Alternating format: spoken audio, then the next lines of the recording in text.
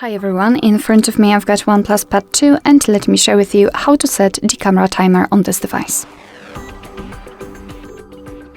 Let's start with opening the camera app, and currently we are in the standard photo mode, so all we have to do is to tap on this 3 bars icon to open the settings. So let's tap on them, and the second bar is connected with the timer. We've got 3 different options, so off, 3 and 10 seconds delay.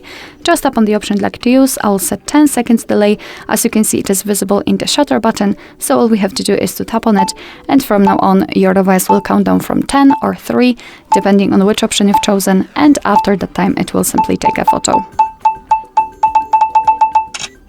Okay, you can always turn it off. Just go back to this option list, tap on off, and from now on you can take photos right after touching the shutter button.